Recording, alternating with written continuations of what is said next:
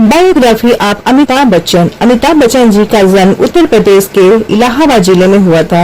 उनके पिता का नाम था हरिवंश राय बच्चन, जो कि हिंदी जगत के मशहूर कवि रहे हैं, और उनकी माता जी का नाम था तेजी बच्चन, जो कि एक बहुत बड़ी समाज सेविका थी। और उनके एक छोटे भाई भी हैं, जिनका नाम है अजिताभ। अमिताभ का पहले नाम इकबाल रखा गया था, लेकिन उनके पिता के साथी कवि सुमित्रानंद पंत ने उनका नाम अमिताभ रख दिया। अमिताभ बच्चन की स्कूली शिक्षा नैनीताल में हुआ था, शेरवुड कॉलेज में। इसके बाद से उनकी पढ़ाई उन्होंने दिल्ली विश्वविद्यालय के किरोड़ी मल कॉलेज से की थी। पढ़ाई में बहुत ही ब्रिलियंट थे, बहुत ही वो ब्राइट स्टूडेंट रहे हैं। अमिताभ जी अपने माता जी के बहुत ही करीब रहे हैं। अगर हम अमिताभ जी की फिल्मी करियर के बारे में बात करें तो उनकी पहली फिल्म थी साउथ हिंदुस्तानी। उसके बाद उन्होंने बहुत सारी फिल्में की, लेकिन उन्हें कुछ खास सफलता नहीं मिली। और फिल्म जंजीर उनकी करियर का बहुत ही टर्निंग पॉइंट था। उसके बाद से उन्हें बहुत ही ज्यादा नेम और फेम मिला। अमिताभ जी ने तो लास्ट में ये बात सोच लिया था कि वो फिल्मी करियर को छोड़ के इलाहाबाद शिफ्ट हो जाएंगे, लेकिन जंजीर पिक्चर के बाद से उन्हें इतना नेम और फेम मिला और उनकी बहुत सारी फिल्में उसके बाद से हिट गई।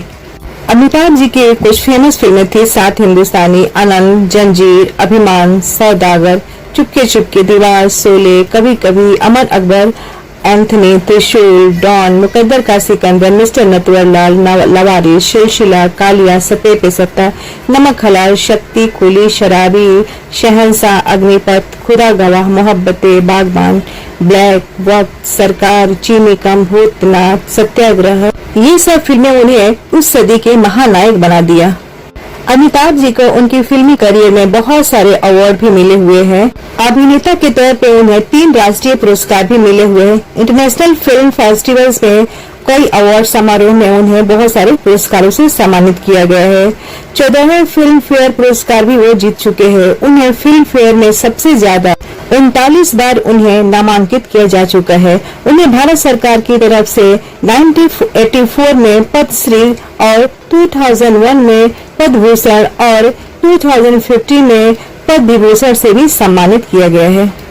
लेकिन अमिताभ जी अपने करियर में एक समय ऐसा भी है जो बहुत ही उन्होंने वो खराब दौर से गुजरे। हुआ ये कि 26 जुलाई 1982 को फिल्म कूली के शूटिंग के दौरान से उन्हें गंभीर रूप से चोट लगी। दरअसल हुआ कि फिल्म के एक एक्शन के दौरान पुनीत ईश्वर को अमिताभ को मुक्का मारना था और वह उन्हें मेज से टकराकर जमीन पे गिरना था, लेकिन जैसे ही मेज की तरफ कूदे, मेज का एक कोना उनके आंतों में लग गया, जिसकी वजह से उनका काफी खून निकल गया और स्थिति इतनी गंभीर हो गई कि उन्हें ऐसा लगा कि वो मौत के बहुत ही करीब है। और लेकिन लोगों के दुआओं की वजह से वो अच्छे हो गए। लेकिन उन्हें लगा कि वो अब फिल्मों में काम नहीं कर सकते हैं, क्योंकि वो फिजिकली उतनी फिट नहीं है। तो उन्होंने क्या किया कि वो राजनीति में ज्वाइन कर लिया और उन्होंने 8वें लोकसभा चुनाव में अपने क्षेत्र यानी कि इलाहाबाद से उन्होंने पूर्व मुख्यमंत्री HN बहुगुणा को काफी ज्यादा वोटों से हरा दिया। लेकिन वो राजनीति में ज्यादा दिन तक नहीं टिके, क्योंकि राजनीति में क्या था, उनको इंटरेस्ट नहीं था और वो वापस फिल्मों में आ गए और उनकी फिल्म शहंशाह हिट हुई। उसके बाद से अग्निपथ में उन्होंने बहुत ही अच्छा अभिनय किया और बहुत ही बड़ी हिट फिल्म रही। उसके बाद उन्हें राष्ट्रीय पुरस्कार भी मिला, लेकिन इस दौरान कई फिल्मों में उन्होंने कोई खास कमाल नहीं दिखाया। लेकिन 2000 में आई फिल्म मोहब्बतें ने उनके डूबते हुए करियर को बचाने में काफी मददगार साबित किया। फिल्म की ओर से अभिनय को उनको बहुत ही सराहा गया। इसके बाद उन्होंने कई फिल्मों में काम किया और उन्हें बहुत ही तारीफ मिली, लोगों ने उन्हें बहुत ही पसंद किया। 2005 में आई हुई फिल्म ब्लैक में उन्होंने बहुत ही शानदार अभिनय किया और इसके लिए उन्हें राष्ट्रीय पुरस्कार भी मिला। तो ये रहा अमिताभ जी का फिल्मी करियर। अमिताभ जी की फिल्मी करियर में बहुत ही सारे उन्होंने अप डाउन का सामना किया हुआ है।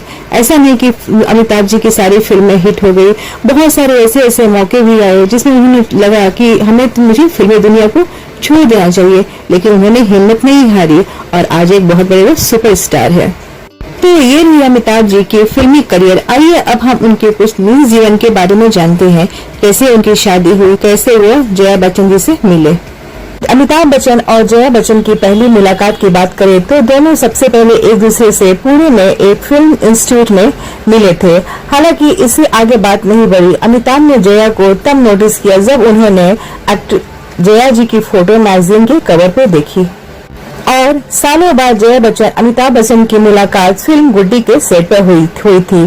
पहली बार मिलते ही जया जी अमिताभ बच्चन की पर्सनालिटी से बहुत ही इम्प्रेस हुई थी और अमिताभ ने भी जया जी को बहुत ही पसंद करने लगे थे।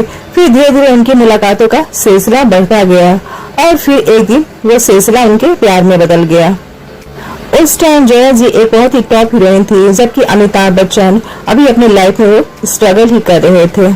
जया और अमिताभ बच्चन की लव स्टोरी फिल्म जंजीर से काफी आगे बढ़ी। अमिताभ बच्चन की लगातार फिल्में फ्लॉप होती जा रही थी, उनके साथ कोई काम करना नहीं चाहता था, लेकिन जंजीर फिल्म में काम करने के लिए जया बच्चन राजी हो गई और अमिताभ बच्चन ने कहा कि अगर ये फिल्म हिट हो गई तो हम सब, मतलब जो जंजीर फिल्म में काम कर रहा है वो हम सब लंदन घूमने चलेंगे। और जंजीर फिल्म सुपर डुपर हिट रही तो अमिताभ बच्चन ने कहा कि चलो हम लोग लंदन चलते हैं। ये बात उन्होंने अपने पिताजी को बताई तो उनके पिताजी ने बोला कि अगर तुम्हें जया के साथ जाना ही है तो उसके साथ शादी करके तुम जाओ।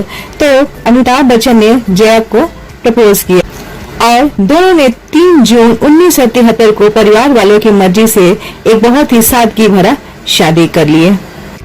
कुछ सालों बाद उनके घर में एक प्यारी सी बेटी आई और उसके बाद से एक प्यारा सा बेटा आया, श्वेता और अभिषेक। अभी उनके दोनों बच्चों की शादी हो गई है, इनके नाती पोते हैं और एक बहुत ही खूबसूरत मैरिड लाइफ एंजॉय करते हैं। आई होप आपको ये शेयरिंग अच्छी लगी होगी। Thank you.